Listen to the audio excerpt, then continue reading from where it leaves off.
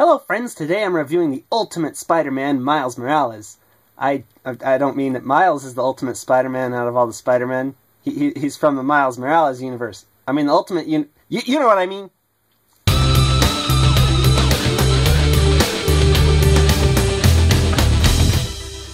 So here's Miles out of the package, and I gotta say, his design is pretty plain. It's just a red pattern on black, and he's got white eyes. I mean, if we look up close at the sculpt, you can see just how plain it is. Look how thin the thighs are. There's no muscles in them. I mean, I realize these are a lot more realistic, but I kind of miss the insane muscles that get sculpted on the other figures. There's some subtle muscles on the upper torso, but man, it comes off as kind of plain.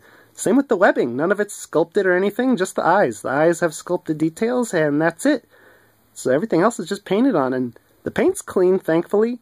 I just feel like it could have used some more sculpted details to help make it a better figure. It's accurate to the design, but the design just doesn't lend itself to an exciting action figure very well. Articulation, on the other hand, is pretty amazing, which is funny because this isn't the Amazing Spider-Man. Anyways, Miles has a ball joint head that's on a hinge, gets great range. He has hinge and swivel shoulders, cuts at the biceps, double elbows, hinge and swivel wrists, an ab crunch, that's very clicky, twist waist,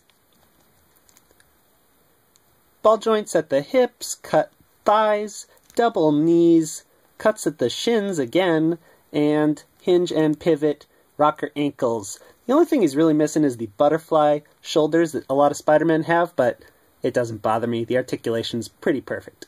For accessories, Miles comes with the arm of the Build-A-Figure Space Venom. It's his right arm, but I'm just going to put that aside right now.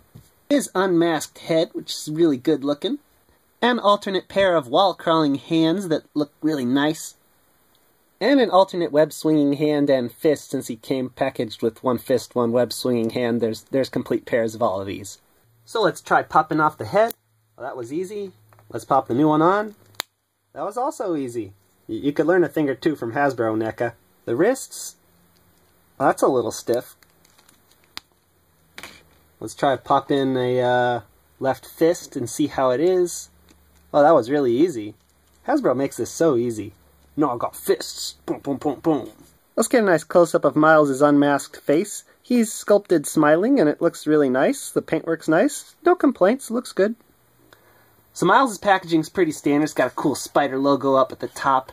And it's really cool. On the side, there's a picture of the Peter Parker Ultimate Spider-Man, and his costume's like red and blue. And on this side, there's a black and red Miles Morales costume, and it's really impressive that you can tell the difference between the two, considering that the package is already in black and red. Anyways, on the back, you get to see the running change for Miles as Peter and the other figures in the wave.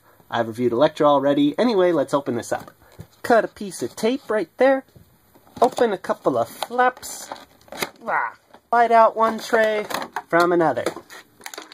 Thankfully, Miles just pops out. I love this packaging. No twist ties or anything. No hassle. Now it's scale time. Miles stands just a little over 5.5 inches tall. He's a really short guy for a Marvel Legend figure. You can tell how short he is next to 6-inch Batman and Spider-Man, the normal standard mainstream Marvel Spider-Man. Don't worry, Miles. You're still growing. You'll get tall one day. Here's Miles next to the Electro figure from the same wave. He's the only other figure I've found from this wave so far. Except for Miles, of course.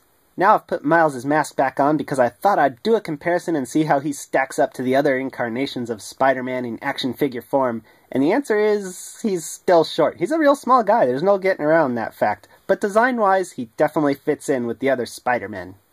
So this Miles Morales Ultimate Spider-Man figure is a pretty good action figure. I just feel that unfortunately the design of his costume didn't leave Hasbro much to work with in terms of sculpt and paint. But what's there is good, and he definitely looks like what he's supposed to, which is a teenager. That's why he's so small. I don't mean to pick on him. And he more than makes up for those problems with the sculpt and the paint with his awesome articulation and his accessories. Hasbro did a really good job, and if you're a fan of Miles Morales or Spider-Man in general, I recommend him. Until next time, peace out, friends.